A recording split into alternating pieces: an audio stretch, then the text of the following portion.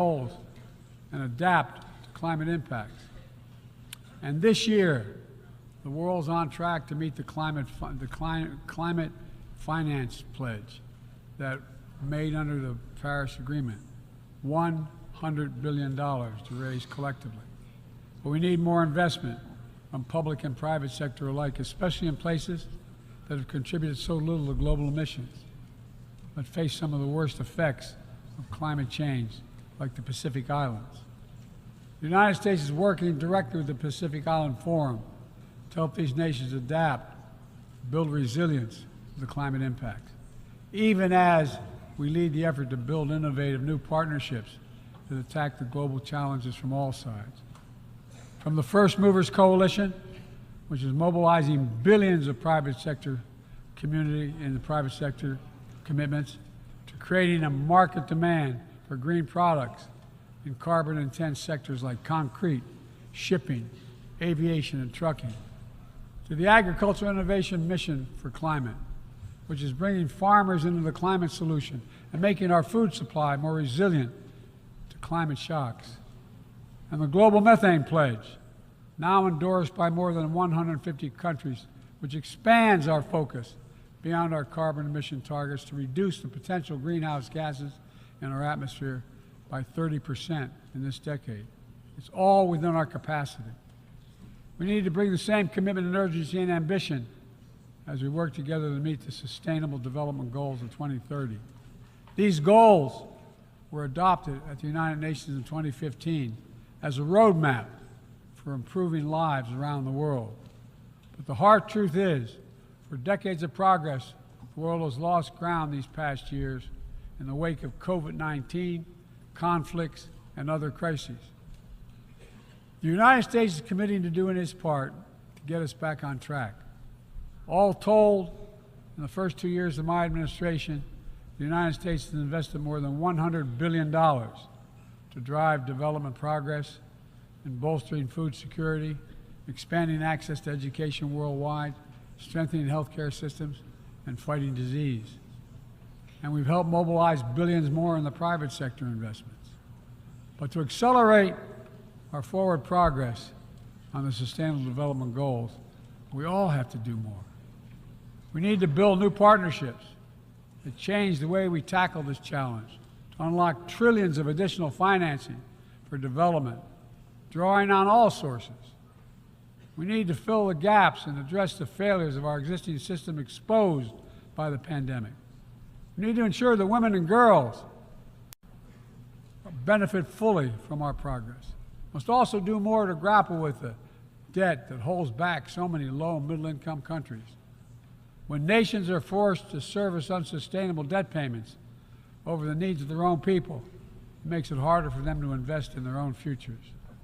And as we work together to recover from global shocks, the United States will also continue to be the largest single country donor of humanitarian assistance at this moment of unparalleled need in the world. Folks, cooperation, partnership, these are the keys to progress on the challenges that affect us all, and the baseline for responsible global leadership. We don't need to agree on everything to keep moving forward on issues like arms control, a cornerstone of international security. After more than 50 years of progress under the Non-Proliferation Treaty, Russia is shredding long-standing arms control agreements, including announcing the suspension of the New START and withdrawing from the Conventional Forces in Europe Treaty. I view it as irresponsible and makes the entire world less safe.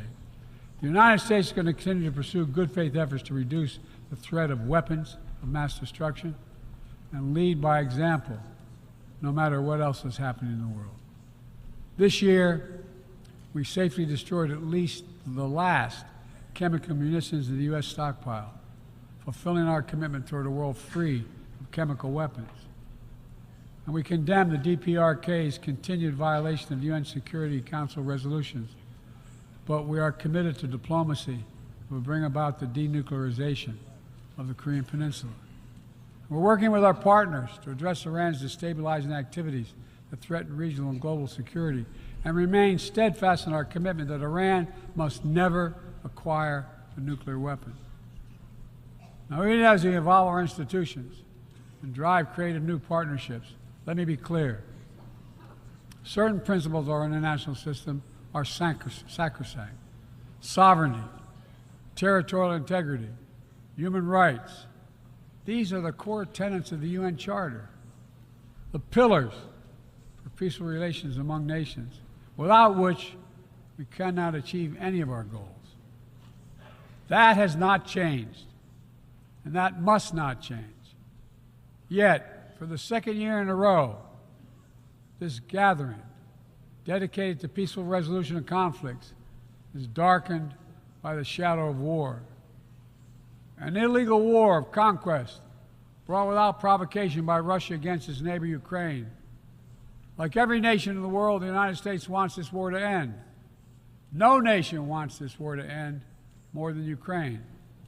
And we strongly support Ukraine in its efforts to bring about a diplomatic resolution that delivers just and lasting peace. But Russia alone bears responsibility for this war.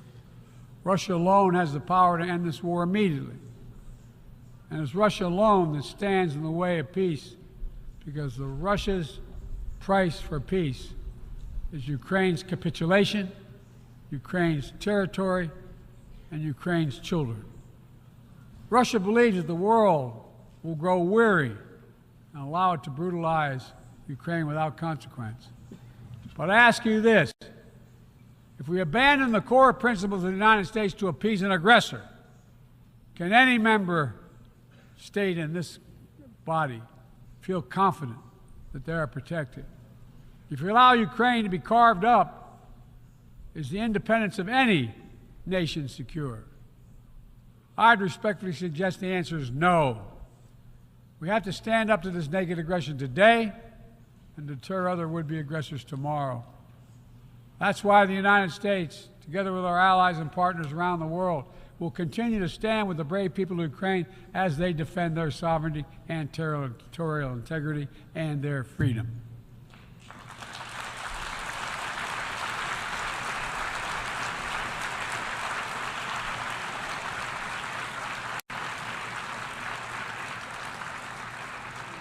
It's not only an investment in Ukraine's future, but in the future of every country that seeks a world governed by basic rules that apply equally to all nations and uphold the rights of every nation, no matter how big or small.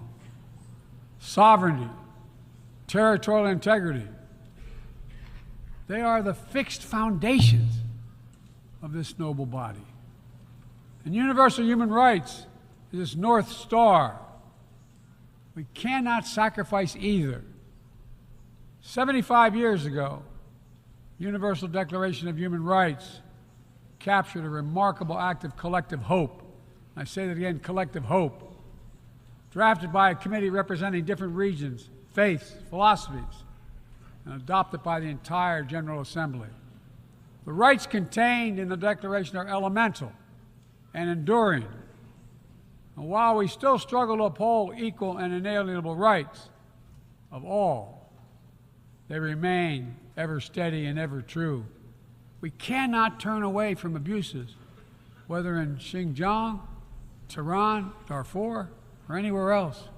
We have to continue working to ensure that women and girls enjoy equal rights and equal participation in their societies, that indigenous groups, racial, ethnic, religious minorities, people with disabilities do not have their potential stifled by systemic discrimination, that the LGBTQI plus people are not prosecuted or targeted with violence because of who they are. These rights are part of our shared humanity. They're absent, when they're absent anywhere, their loss is felt everywhere. They are essential to the advancement of human progress that brings us together. My fellow leaders, let me close with this. At this inflection point in history, we're going to be judged by whether or not we live up to the promises we made to ourselves, to each other, to the most vulnerable, and to all those who will inherit the world we create, because that's what we're doing. Will we find within ourselves the courage to do what must be done, to preserve the planet, to protect human dignity, to provide opportunity for people everywhere, and to defend the tenets of the United Nations? There can only be one answer to that question. We must, and we will. The road ahead is long and difficult, but if we persevere and prevail, if we keep the faith in ourselves and show what's possible, let's do this work together. Let's deliver progress for everyone. Let's bend the arc of history for the good of the world, because it's in our power to do it. Thank you for listening. You're kind.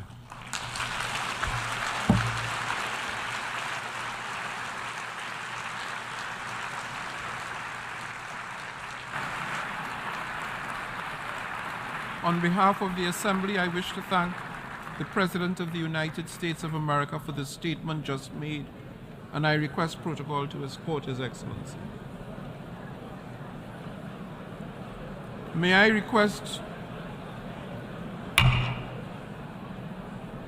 request representatives to remain seated while we suspend the meeting for